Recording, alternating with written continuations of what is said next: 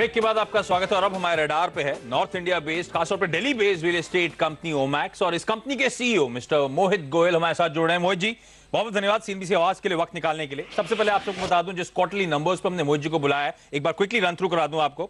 Revenues में Q3 में हम साल 2 साल इन नंबर्स को कंपेयर कर रहे हैं, 10% के आसपास का दबाव है। मुनाफे में 12.5% के आसपास की कमजोरी आई है। मोहित जी, से पहले मैं आउटलुक की बात करूं, डिमांड एनवायरमेंट की बात करूं, पहले तो ये जो क्वार्टरली नंबर्स हैं, रेवेन्यूज और प्रॉफिटेबिलिटी दोनों में डी ग्रोथ देखने को मिल रही है। कहना चाहिए on the face of it कमजोर नंबर्स हैं, क्या कारण था सर? देखिए, ओवरऑल ये कहने में कोई भी गुंजाइश नहीं है कि इंडस्ट्री जो है वो अभी सबड्यूड है, डिमांड सबड्यूड है, ओवरऑल ट्रांजैक्शंस नहीं हो रही हैं मार्केट में। बट फिर भी अगर आप देखें कुछ अगर इन्वेंट्री लेवल्स सबसे ज़्यादा हाई हैं और सेल्स दिल्ली एनसीआर मुंबई की अभी मैं रिपोर्ट पढ़ रहा था करीब 40-50% डाउन है। अगर उन रिपोर्ट्स को देखते हुए हमारे नंबर्स फिर भी ठीक हैं, क्योंकि हम लोग डाइवर्सिफाई किए हैं टियर 2 टियर 3 जगहों में। हम लोग we are not just dependent on Delhi NCR, तो उसके हिसाब से मेरे ख्याल से नंबर्स एज पर एक्सपेक्टेशंस हैं।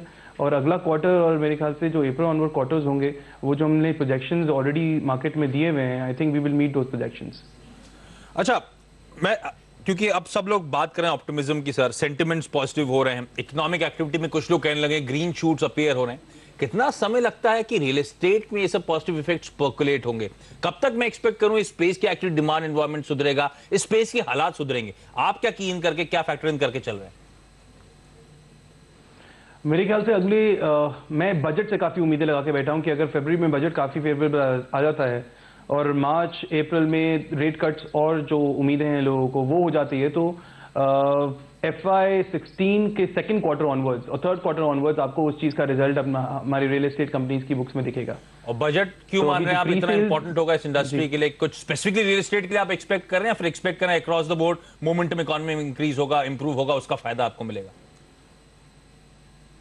रियल एस्टेट जैसे बाय प्रोडक्ट है पूरी इकोनॉमी का, तो जो जैसा आपने बोला अक्रॉस द बोर्ड, मुझे लग रहा है कि पूरी इकोनॉमी को ठीक करने की कोशिश की जाएगी, उसको बूस्ट करने का कोशिश किया जाएगा।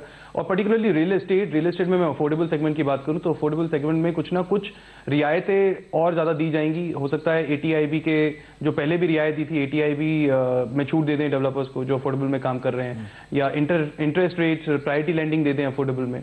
तो अगर ये 2-3 चीज़ें बजट में जो मैं एक्सपेक्ट कर रहा हूँ हो जाती हैं, तो मेरे ख्याल से उसके बाद 6 महीने लगेंगे आपको नंबर्स दिखने में, फिर 2 क्वार्टर ऑनवर्ड्स आपको नंबर दिखेंगे बैलेंस शीट में। चलो, थोड़ा समय लगेगा लेकिन आउटलुक पॉजिटिव नजर आ रहा है। लेकिन आपकी कंपनी ने सर एक फंड रेजिंग प्लान को भी मंजूरी दी है, NCDs, डेट सिक्योरिटीज के जरिए फंड रेजिंग होने वाली है। कितना क्वांटम होगा, किस टाइमलाइन पे आप वर्क कर रहे हैं और इस फंड रेजिंग का एंड यूज क्या होने वाला है?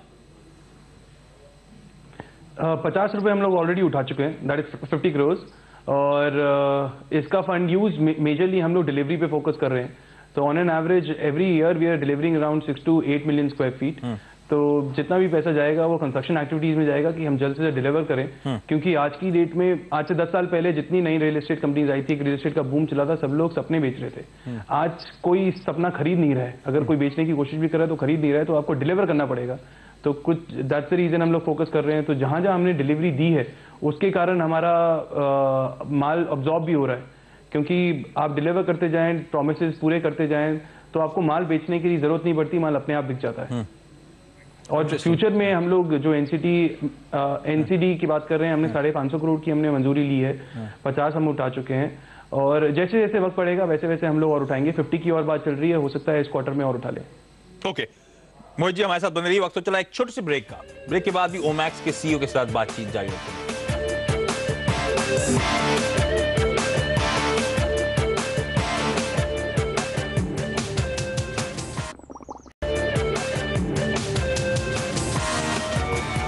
ब्रेक के बाद आपका स्वागत है। इस समय रडार पे ओमैक्स और इस कंपनी के सीईओ मिस्टर मोहित गोयल हमारे साथ बने हुए हैं। मोहित जी, आपने हाईलाइट किया था ब्रेक पे जाने से पहले जो फंड रेजिंग होने वाली है उसका आप जो ऑनगोइंग प्रोजेक्ट है उसमें इस्तेमाल करने वाले हैं उस रकम का।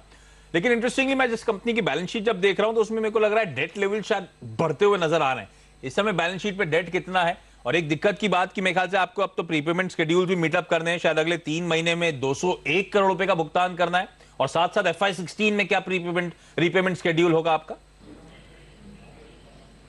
अभी जो ग्रॉस डेट है वो करीब 1150 करोड़ है, और नेट डेट 900 करोड़ है। और डेट में मैंने हमेशा से, मैं मीडिया में बोलता आ रहा हूँ कि जो मेरा डेट लेवल रहेगा वो 800 से 1200 करोड़ के रेंज में रहेगा। तो कभी ये 1000 चला जाता है, 900 चला जाता है, कभी 1200 आ जाता है। तो मैं डेट साइड में काफ़ी कंफर्टेबल हूँ, रीपेमेंट्स में कहीं कोई प्रॉब्लम नहीं आई है। नेटवर्थ अगर आप डेट इक्विटी रेशियो देखें तो ग्रॉस डेट इक्विटी रेशियो 0.5 है और नेट डेट इक्विटी रेशियो 0.4 है, जो कि काफ़ी कंफर्टेबल है। रीपेमेंट में हमें कभी कोई दिक्कत नहीं आई। तो हम लोग डेट जो लेते भी हैं वो हम लोग कैसे हम लोग अपनी कैश इनफ्लो स्पीड अप कर पाएँ, रिकवरी तेज कर पाएँ, उसी के लिए डेट जाता है। इसीलिए हम लोग मैक्सिमम जितना भी पैसा ले रहे हैं, बोरो कर रहे हैं, वो हम कंस्ट्रक्शन एक्टिविटीज़ में डाल रहे हैं। और अगले साल डेट साइड मुझे किसी एंगल से दिक्कत दिख नहीं रही है। 201 करोड़ का जो इमीडिएट पेमेंट है उसमें कोई दिक्कत आने वाली नहीं, आप प्रिपेयर्ड हैं उसके लिए? बिल्कुल।